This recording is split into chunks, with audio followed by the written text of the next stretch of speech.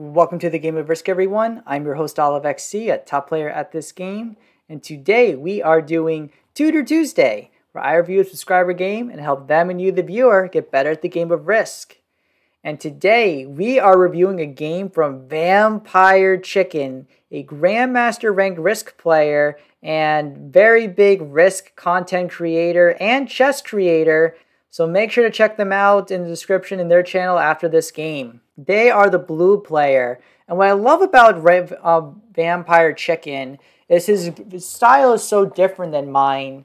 Whereas I tend to be kind of like very confrontational, trying to attack people, make very flashy kills in order to try to take the game. He is very big on the emotional side of the game. He tries to have other players pick fights with each other, tries getting all like a weakened like a significantly, and then generating a huge advantage out that way. But when I look at this game right here, you guys, we see right away that the white player has a lot of troops and no Australia, no win. So unfortunately, this is not the best start for Vampire Chicken. And unfortunately, the white player is going into him very, very hard. But when I look at the other players, right, like orange is not going for Australia, right? They're going for Africa. The red player as well, if I just like move my stack here, and here's Jonathan, by the way, you can see the red player, they're going for South America.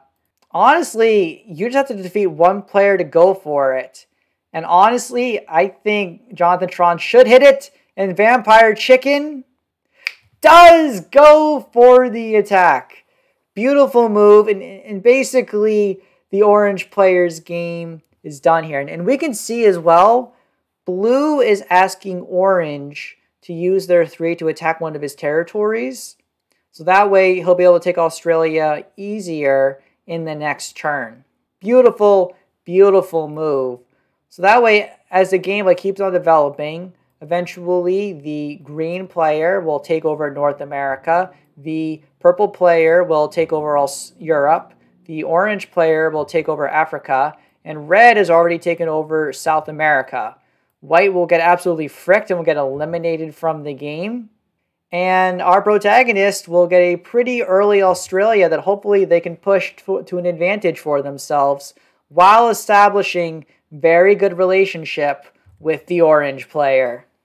Yeah, and we can see when the white player goes, there is nothing that they can do. They just try to hit the blue player because they're annoyed with them, but there's nothing that they can do. Honestly, they're probably going to bot out pretty soon, and their game's just going to be done.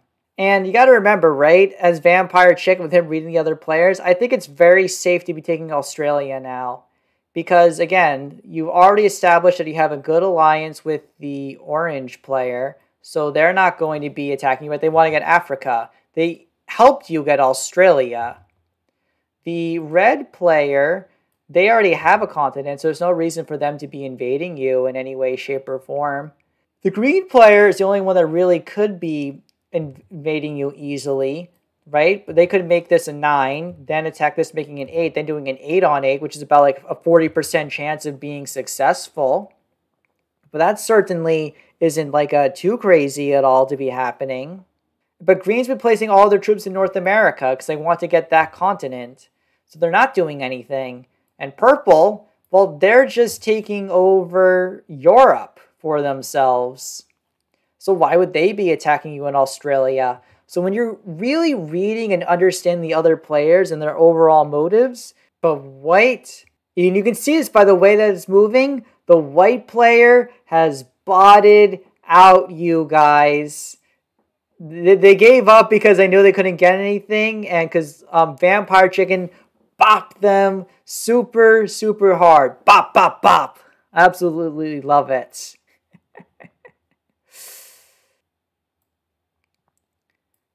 And I love as well what Vampire Chicken is doing by making a quick attack right here. By just using up all their ancillary stacks, so he's expecting the green player to soon be taking over North America. He's getting the remaining value where he can out of his stack. and just really defending himself like where he can. Because when you first have Australia, you need to spend the first couple of moves really establishing it.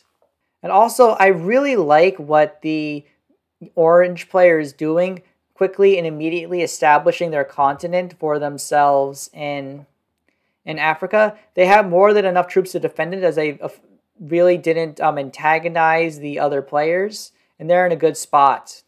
And now green, I think, should be taking over North America at this point.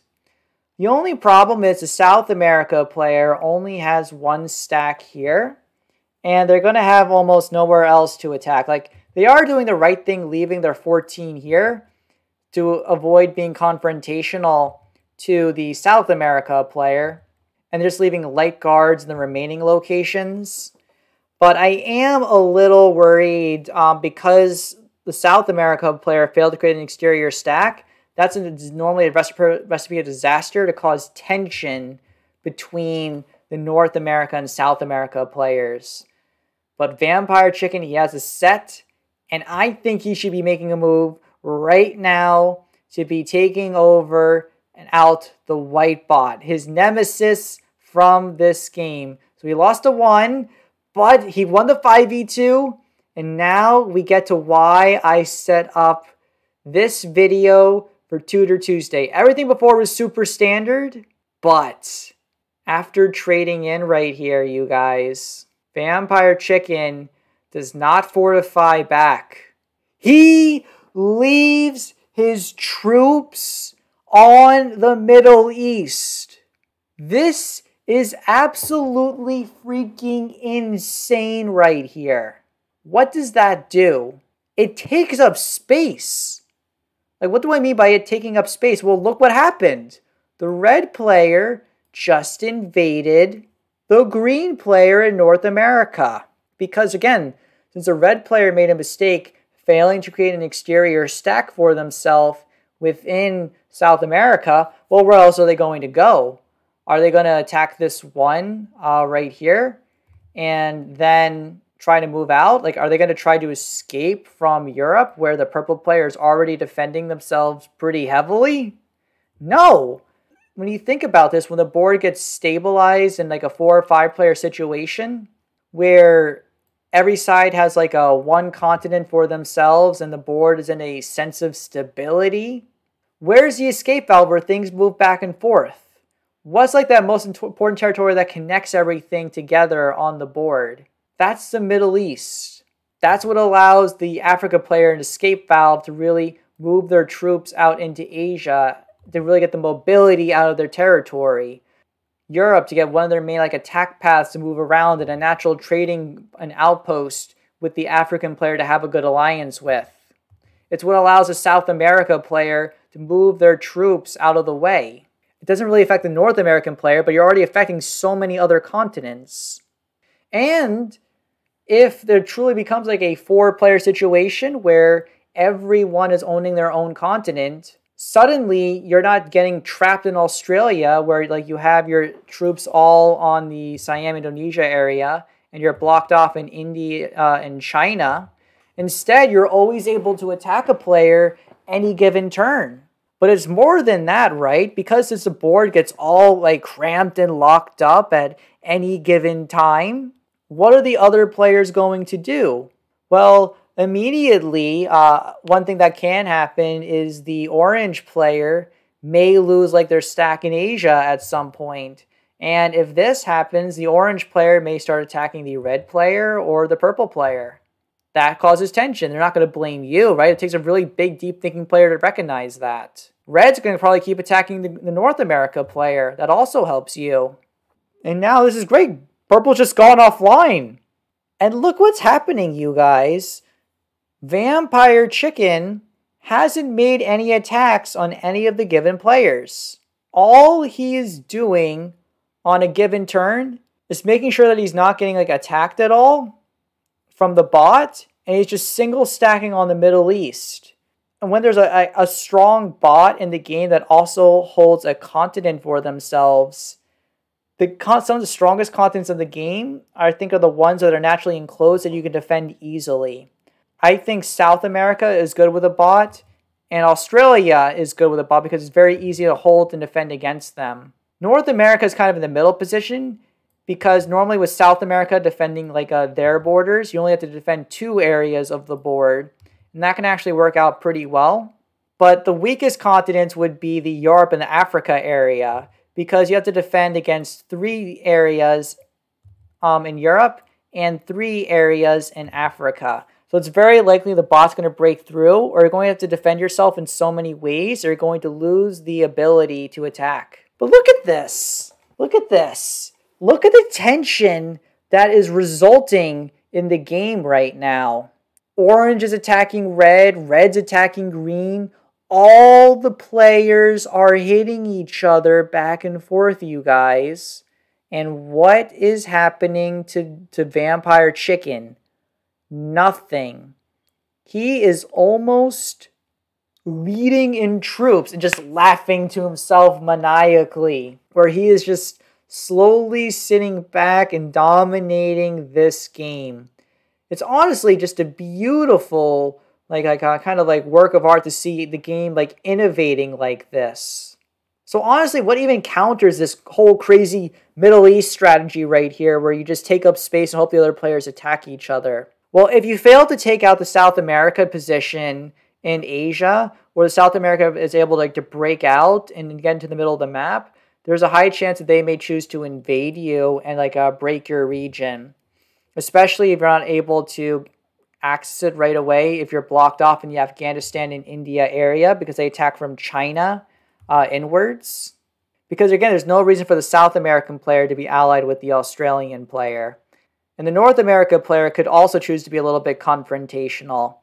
This strategy mostly only keeps the European and African players in check. But in this 4-player situation, because now it's like one bot that we're all preoccupied on each other, this is just a beautiful work of art right now. Just a freaking beautiful work of art. I thought I saw everything that there could be in this game. But these players have no idea what they're doing. Like green's on the verge of getting eliminated. Orange is getting attacked every single turn. Red's antagonizing everybody except Vampire Chicken. It's absolutely incredible right now. Absolutely incredible. So just skipping ahead a little bit, where I say we see more attacks being made, more antagonism between the players. We can eventually see as Vampire Chicken probably is laughing at everything in his desk right now, watching this game taking place. After just a few more attacks that occur, Orange and Red are just staring each other in the face, waiting to kind of just almost destroy each other.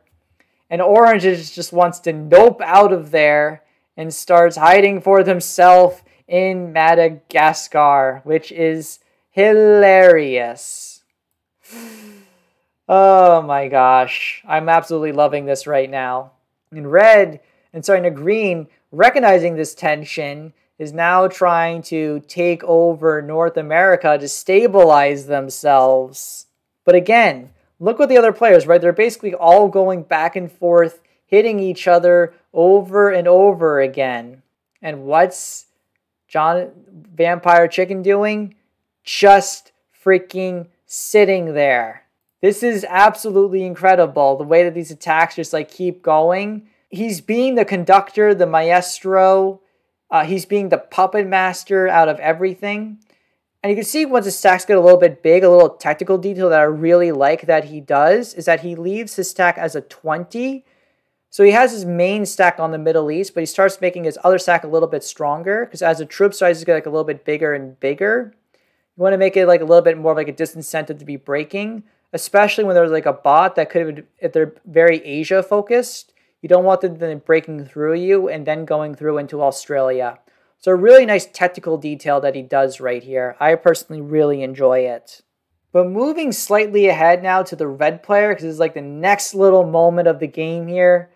Again, they just been attacking everybody except Jonathan Vampire Chicken because they don't recognize that he's the one causing tension between all the other players. Again, it's so deep and challenging to recognize when someone else is pulling the strings. And he's just doing all of Vampire Chicken's dirty work, where he now is taking out the green player. And look how the balance of the game is like almost completely breaking in Jonathan's favor. Vampire Chicken, because basically with the red player being at 50 and the orange player being at 70, Vampire Chicken's only like 20, 30 troops away from just taking over everything at this point. And of course, why would orange give the red player all of these continents? He's been attacking you all game. You're not going to be thinking about your best ally who you helped get Australia, and then they never broke you all game. It was even to defending you from the bot. Look at the red player. They're giving the devil face right there. They're super angry at the orange player. And all Vampire Chicken did was sit and wait there. Sometimes you just don't need to be attacking everyone else. This strategy of being on the Middle East makes your opponents destroy each other for you. And it's an absolutely beautiful thing to watch. I was amazed when I saw this, and I knew I had to share this with my audience. And I encourage you to try this out in your games to see if you're able to grow and improve and really revolutionize like the Australia strategy for the way that it is. Because we can see with red being super angry at orange and just want to attack everything, they don't realize that the balance of the game is about to break. So they go in, and Jonathan Schron's Vampire Chicken is going to take this game, everybody. And all he did the entire game was stack on the Middle East. Absolutely incredible stuff right here.